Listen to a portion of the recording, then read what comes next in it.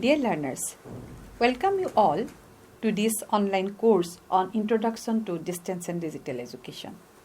In the previous module or unit of this week, we have already discussed the needs and significance of open distance and digital learning in terms of community development, the courses for community development, etc.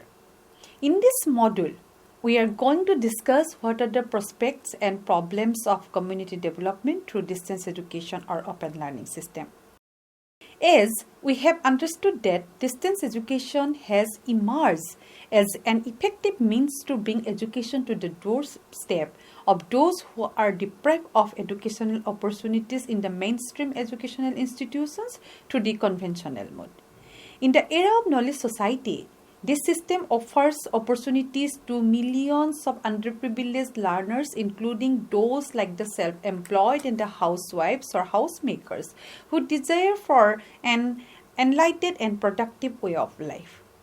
Distance education means a mode of learning through which education can be accessed by the people irrespective of geographical barriers, physical existence of teachers, space, time, age, etc. The basic objective behind this system is to make democratization of education possible in India. ODL is the only way that can encompass the motto of lifelong learning, equip the members of the community with some professional and vocational courses and training that will provide opportunity for self-development and career advancement to the members of the community. So, dear friends, the main objectives of the module are to describe the prospects of community development offered through distance education, to identify the problems or challenges of community development through distance education. If we look at the prospects of community development through distance education, as we know, in India, at present, there are about 1,113 regular mode universities and 16 open universities. For improving the trend of gross enrollment ratio, there is a demand for establishing many more universities in India in the days ahead. Even the 11 5-year plan took the target that ODL should cover around 40% enrollment out of the total enrollment of higher education system, but in reality, it has been seen that ODL mode is able to cover only 11% of the total enrollment in the higher education until 2020 to 2023. However, the reasons behind the emergence of open universities is manifold, such as population overgrowth, economic liberalization and globalization, popularity of global lifelong learning as well as blended learning, quick expansion of multimedia technology, inclusive growth, need of manpower planning for getting knowledge-enabled population, providing lifelong learning as SDG 4 has targeted to provide lifelong learning opportunities to all, and so on and so forth. With these facts, the state open universities have emerged in India for meeting the needs and demands of the people of the respective states in which they are established. The motto of the university is to bring the positive social transformation in society or community and make the people empowered economically, socially, culturally, educationally, and so on. The vision of a university thus determines the sustainability of the university, its present growth as well as the future course of action. But the vision of a university should be focused on the needs of the locality and on fulfilling the needs and desire of the stakeholders. It is because in order to maintain the status and reputation of the university in the competitive age, the university authorities should ensure some special contribution to the society or the community or the country. In this regard, due to the nature of flexibility and its openness, open universities play the role of a people's university by harnessing the needs and demands of the common masses. Thus, even an open university too needs to be linked to the mission like ensuring economic viability of the nation by promoting and enhancing the capacity and skill of the learners or the degree holders. This means that the education received even from an open university should gear up the living standard of the people so that they are able to have a dignified life. Nobody can deny the possibility and prospects of sustainable education, and that would ameliorate the living standards of the people at present and near future. Skill-based education could bring viability to the institution as well as to the people in terms of ensuring their sustainability and generating employment opportunities in the present world. Therefore, an open university should develop need-based and skill-based courses which have the direct link with the industrial and vocational recruitments.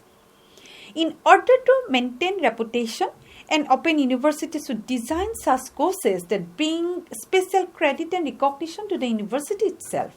Before launching the course, the faculty members of the university should be sent to the fieldwork or to different exchange programs for understanding the validity, reliability, and authenticity of the courses in a practical way.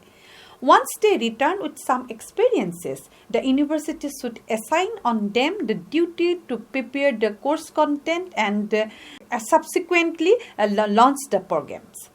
This process can help the university to identify the shortage and paucity of manpower in the community in various fields and then supply the manpower by launching the need-based courses. Besides, the content of the syllabus must be up to date, regularly monitored and revised by an internal or external quality assurance unit, must do some social services like making people aware of certain important things. A university is often considered to be the think tank of a place where it is located, and eventually it plays a central role in terms of bringing welfare to the people of the country. As a higher educational institution, a university has to bring up the multifaceted human resource development by promoting the knowledge-enabled population and protecting them against all antisocial activities by ensuring their socio-economic mobility, social peace, and progress in the society. A university, by imparting need-based higher education, makes the people highly educated with a progressive, rational, analytical, and skillful mind. But the irony is that the degree takers as well as the degree holders from a university are very few compared to the total population living in that society. Therefore, it is a high time that a university made the people in society conscious about their rights and duties, besides making them productive in a welfare country. Of late, in a developing country like India, apart from the conventional universities and institutions, open universities offering educational through ODL mode have played a pivotal role by encompassing all those people having a knack for learning but were deprived of education due to reasons more than one. In the present technology-based era, its member of the university, particularly in the open university, should be comfortable with the use of technology, and the teachers should have to design various academic and ICT-based modules for the benefits of the learners in a wider context. Open educational resources is one of the best options for releasing the educational materials in the public domain that will be beneficial for all in order to ensure the knowledge-enabled population in the country. However, with quality people emerge quality in administration as well as in academics. And the success of an open university lies in the way it remains devoted to social cause besides paying sufficient attention to learning outcomes. Therefore, against all sorts of allegations on the ODL mode itself, the open universities should be able to develop qualification framework which can be an instrument that develops and classifies qualifications based on a set of criteria that is agreed nationally and benchmarked with international good practices. Because, as can be predicted, the whole world shall soon see a convergence of both face-to-face and ODL mode of education in the days to come. India has reached demographic dividend because it has 54% of population below the age of 25, and it also means the young age of population, the number of school-going people in that age group, the level of workforce in that period are considered assets for the entire country. If the proper form of skill-based education could be given to this group of population, then it could contribute a lot to a positive social transformation through socio-economic mobility by creating the knowledge-enabled population in the country. Therefore, it is the right time for us to provide skill-based education opportunities to all and make them productive citizens in future. For the greater interest of educating the oppressed people in our society, the use of OERs, which means those resources available as free resources to be used, reused, reshuffled, and redistributed without any cost of the part of the learners, has seen as the most viable options to disseminate useful knowledge and information. OERs can be made available in both online or digital as well as offline or non-digital format. With the help of these resources, a knowledge-enabled population can be boosted up in a welfare society. This is very important as ensuring the formation of a knowledge-enabled population is one of the major challenges in the higher educational system in a country like ours. Adopting one of the license provided by the Creative Commons, the use of OERs may become very useful in an educational institution whose social role needs to justify the use of educational resources for all. In India, the initiatives taken under the name of a MOOC have pushed the OER movement to a significant height in recent times. As many people fail to get education due to adverse circumstances and socio-economic constraints, through mobilizing the OERs, a new pedagogy of knowledge can be disseminated among the people with the help of the community communication centers, community information centers of the villages, and other multimedia resources and so on. But for this, the dedication and accountability on the part of the persons who are developing the OERs is necessary. And the resources should also be practically implemented for the betterment of the learners of the society and the country as a whole. In this connection, the open distance learning and the open distance and e-learning system may be adopted sincerely for starting a new frontier for socio-economic development of the country. After doing the survey on the employability as well as fulfilling the requirements of the dirt manpower by launching various general, professional and vocational courses, the ideal mode of education should cater to the needs of those who are deprived to receive education due to various constraints. By releasing the materials on OER, innovative practices can be made for imparting knowledge, training and skills to the common people, and eventually this helps to disseminate known knowledge which were once indigenous have now become global and inaccessible to the poor. In this connection, a reference can be made to the Commonwealth of Learning, that is COLE, which has demonstrated that by using information and communication technologies, flexible and blended learning approaches can be adopted. This may increase access to quality technical and vocational skills development education that further helps to overcome the urban, rural and gender divides that excludes learners from training to create a skilled workforce of lifelong learners for the informal and formal economics. The Northeast India Vision 2020 document released on July 2, 2008 also includes education as an important component of achieving a high level of human development. However, there is a visible mismatch between the pace of development in higher education and employment, which have trapped our societies within multifarious problems. This is particular relevance to Northeast India, where the educated youth are facing acute unemployment problems, which in turn has contributed to social resultness in the region. Lack of adequate application-oriented academic courses without any focus on specialized knowledge or skill has churn out thousands of graduates and postgraduates in the region who are particularly unfit for any employment.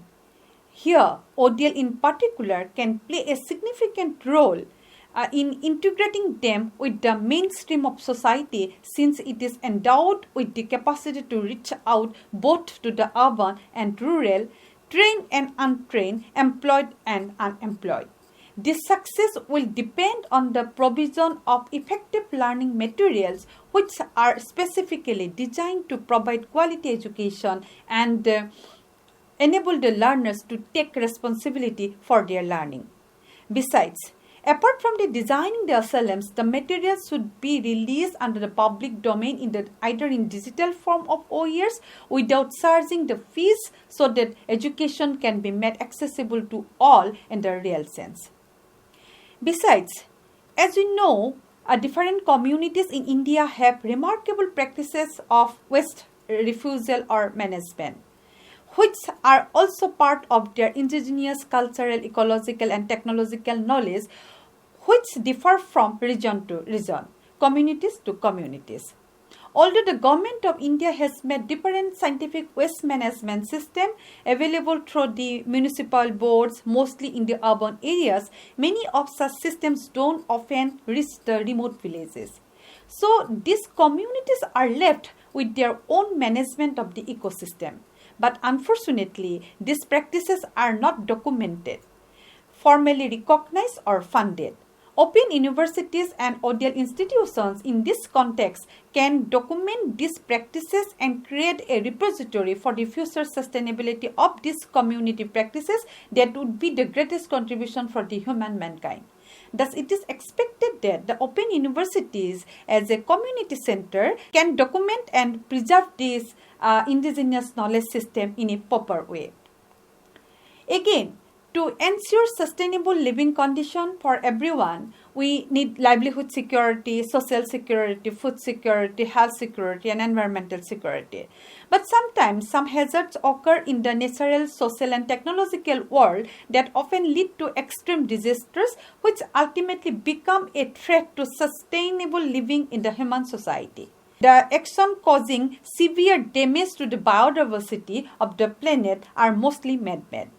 Therefore, in order to understand the ways of behaving and acting against the laws of biodiversity and maintaining a sustainable ecology, it is very essential to connect the people with the surroundings. ODL can make aware of the common people towards the nature, and it is the system through which education can be reached to the unreached, and also encourage the common people to become as a community practitioners who protect their place from any kind of disaster. Regarding the community practitioner, open university or open learning can develop the qualities of a community practitioner who can play different role in different situations. The role may be like say as a guide or a counselor, as a motivator, as a communicator or a resource mobilizer. The role may be as a motivator or enabler, as an advocate, etc. Besides, open learning can also develop the qualities or capacities of a community practitioner by providing skill education like communication skills, observation and analytical skills, collaborative skills and organizing skills, resource mobilization skills, conflict resolution skill, and most importantly, the leadership skills. In fact, open and distance learning is the only way through which the lifelong learning opportunities can be imparted to everyone by developing the digital contents and methodologies for delivering the content to everyone. Recognition of power learning, reducing opportunities cost, etc. could be visualized with the help of distance or open learning or digital learning that would provide the experiential learning opportunities to all who desire to lead a better life or a betterment of a community as a whole. If we look at a few instances of community developmental organizations, say the United Nations defines community development broadly as a process where community members come together to take collective action and generate solutions to common problems. And the International Association for Community Development defines it as both a practice-based profession and an academic discipline. Following the adoption of the ISCD definition in 2016, the association has gone on to produce international standards for community development practices. The values and the ethos that should underpin practice can be expressed as commitment to rights, solidarity, democracy, equality, environmental and social justice. The purpose of community development is understood by ISCD as being to work with communities to achieve participative democracy, sustainable development, rights, economic opportunity, equality, and social justice. This practice is carried out by the people in different roles and contexts, including people explicitly called professional community workers. Together with professionals in other occupations ranging from social work, adult education, youth work, health disciplines, environmental education, local economic development to urban planning, regeneration, architecture, and more, who seek to apply community development values and adopt community development methods. Community development practices also encompasses a range of occupational settings and levels, from development roles, working with communities through to managerial to strategy community planning roles. Different organizations such as WHO, World Health Organization, UNESCO, UNICEF, COAL, etc. are working on how to develop life skills of the community members through education and how to ensure a decent life for everyone living in the world as a whole. For instance, if we look at the contribution of USAID, then it seems that the United States Agency for International Development, which is an independent agency of the United States federal government, which is primarily responsible for administering civilian foreign aid and development assistance. USAID is one of the major official support agencies in the world and accounts for more than half of all US foreign assistance, the highest in the world in absolute dollar terms. USAID education maintenance activities fall to cover 6 major areas, say basic education, learning technologies, higher education, workforce development, participant training, and telecommunication reforms. The USAID education policy, which is launched in November 2018, put significance and give direction specifically for USAID's investments in education.